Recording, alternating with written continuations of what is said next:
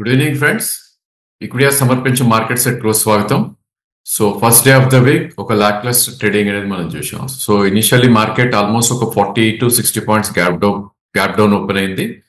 24,087 దాకా దగ్గర ఓపెన్ అవటం చూసాం మనం.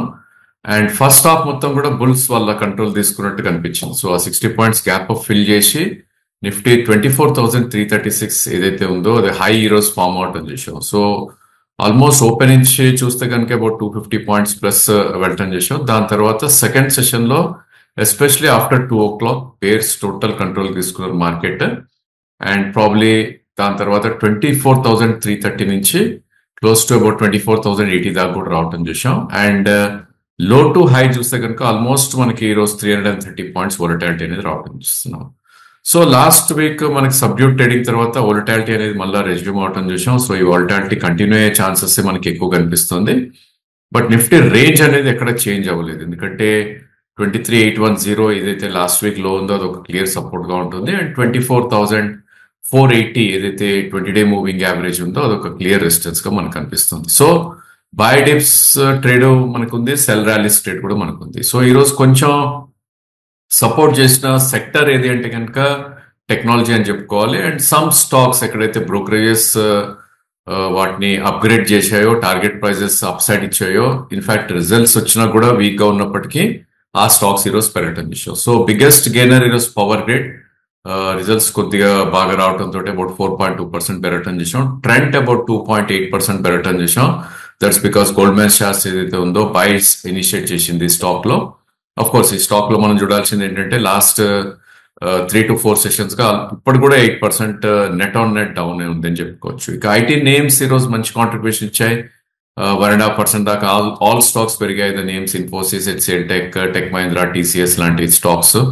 అండ్ విప్రో కూడా ఒక 0.8% దాకా కూడా పెరగటం చేసాం. ఇంకో కొన్ని ప్రైవేట్ బ్యాంక్స్ ఏవైతే ఉన్నాయో హెచ్డిఎఫ్సి, ఐసిఐసిఐ లాంటి కొద్దిగా పాజిటివ్ గా ఈరోజు ట్రేడ్ అవుట్ చేసాం. అండ్ సెక్టర్ వైజ్ మనం చూస్తే కనుక మెటల్స్, ఫార్మా అండ్ ఎఫ్ఎంసీజీ ఈ రోజు బిగ్గెస్ట్ లూజర్ గా చెప్పుకోవచ్చు. In fact Asian paints biggest loser అనాలి.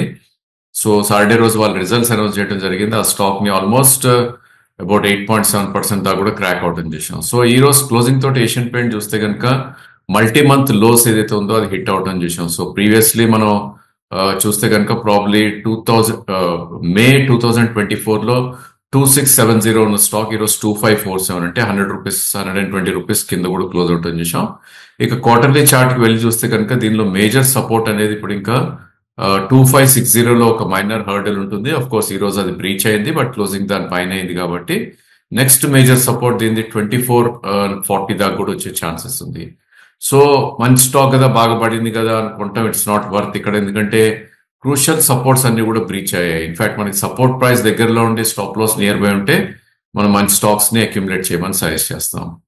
ఇక బ్రిటానియా రిజల్ట్స్ ఈరోజు ఇవ్వబోతోంది. ఈ స్టాక్ కూడా ఆల్మోస్ట్ ఒక 5.5% క్రాక్ అవుట్ చేసాం. ఇందాక అనుకున్న ఫార్మా నేమ్స్ లైక్ సిప్లా కొద్దిగా వీక్ గా ట్రేడ్ అయింది. Metal, GSW and Tata steel week గా ట్రేడ్ అయ్యాయి. కొన్ని పిఎస్యూ నేమ్స్ లైక్ ఎన్టీపీసీ కానీ అదర్వైజ్ కోల్ ఇండియా ఇవన్నీ కూడా వీక్ గా ట్రేడ్ అయ్యాయి. ఎఫ్ఎంసీజీలో నెస్లే, బ్రిటానియా ఇందాక ఇచ్చిన నేమ్స్ లో, అదేవిధంగా కొన్ని బ్యాంకింగ్ నేమ్స్ కూడా యూనో వీక్ గా ఈ రోజు రావటం చేసాం. కోటక్ కానీ, ఎస్బీఐ లైఫ్ కానీ, ఇక అదానీస్ అండ్ రిలయన్స్ లాంటి గ్రూప్స్ ఈ రెండు కూడా వీక్ గా ఈ రోజు ట్రేడ్ అవటం చూసాం.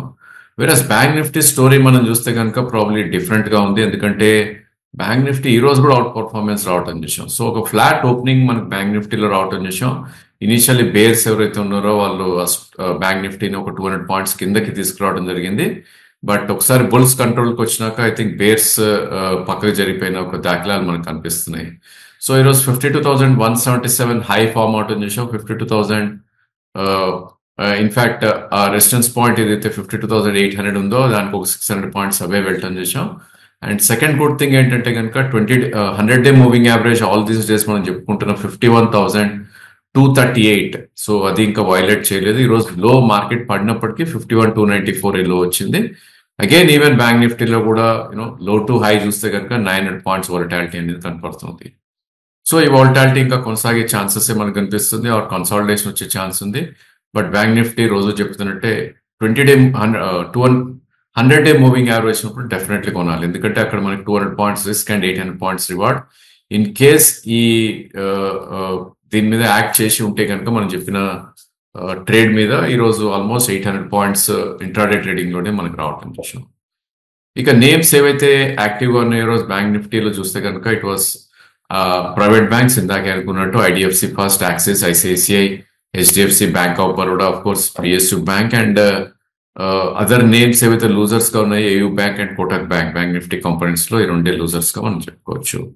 So all in all range 51,200 నుంచి 53,000 అంటే 1800 పాయింట్స్ రేంజ్ లో ట్రేడ్ అయ్యే ఛాన్స్ ఉంది కాబట్టి lower end of the range లో definitely bank Nifty should be bought in అనే మా సజెషన్.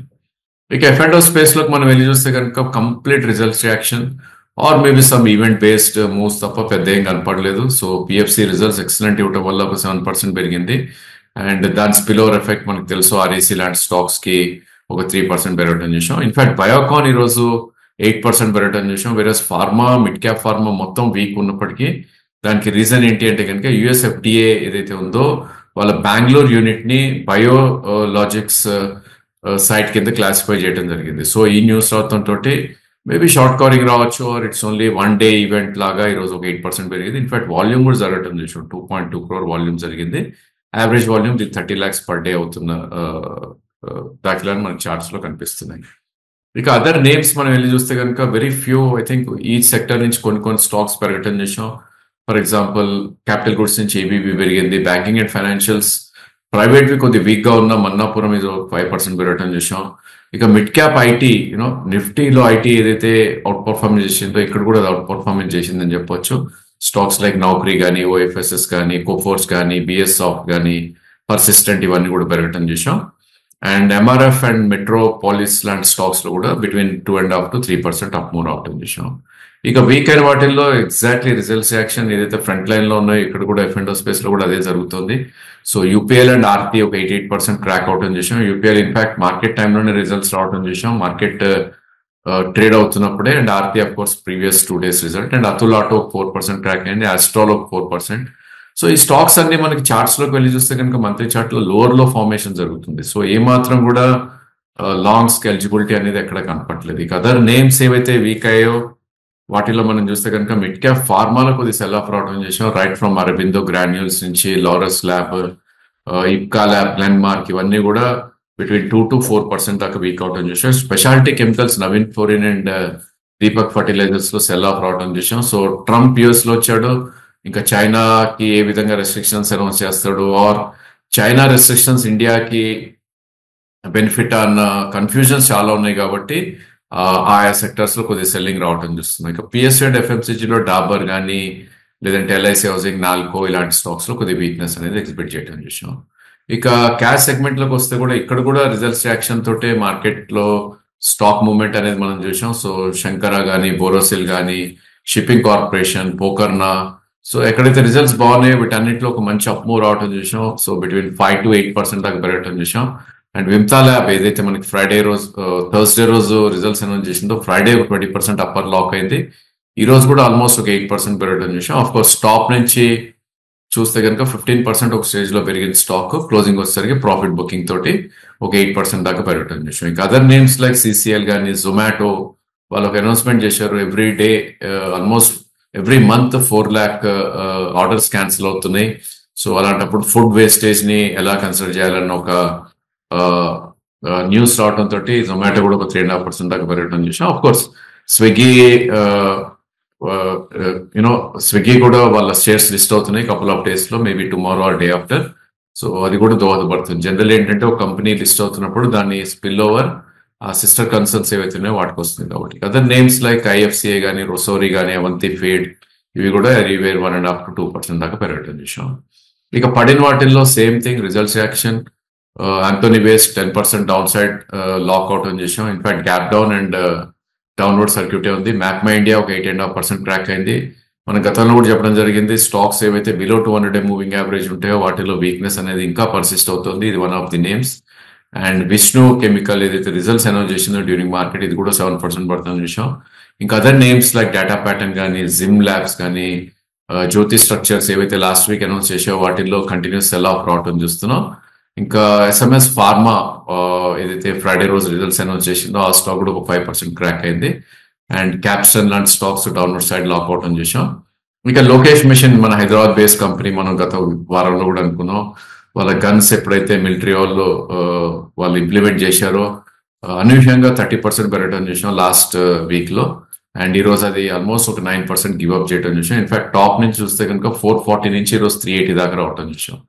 సో ఇలాంటి వీక్ స్టాక్స్ మనకి ఎప్పుడు కూడా ప్రాబ్లీ వన్ గుడ్ న్యూస్ తోటి without any good quarterly numbers పెరుగుతుంటే కనుక ఫిజిల్ అవుట్ అయిపోవటం చూస్తున్నాం. కాబట్టి చాలా అప్రమత్తంగా ఉండాలి. ఎఫ్ఐఎస్ కంటిన్యూస్ సెల్లింగ్ కొనసాగుతూనే ఉంది మార్కెట్ లో.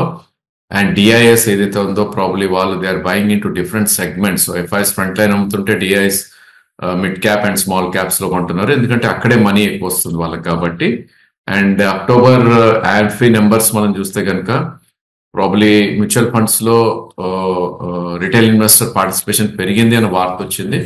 బట్ స్టిల్ అది మార్కెట్ ని షేర్ చేయలేకపోతుంది. కాబట్టి probably there is something beyond ఏదో జరుగుతుంది మార్కెట్ లో. కాబట్టి I think one should be very very careful. మనం అవన్నీ ఆలోచించకుండా మన ప్రైస్ ప్రకారం వీ షుడ్ గో. ఒకవేళ స్టాక్స్ ఏమైనా కొని స్టాప్ లాసెస్ ట్రిగర్ అయితే కనుక we should try to definitely book losses. And ఎక్కడైతే ప్రాఫిట్స్ వస్తున్నాయి కానీ వాటిని కూడా డెఫినెట్ గా మనం బుక్ చేసే ప్రయత్నం చేయాలి. So that's all for today. Thank you for watching the video.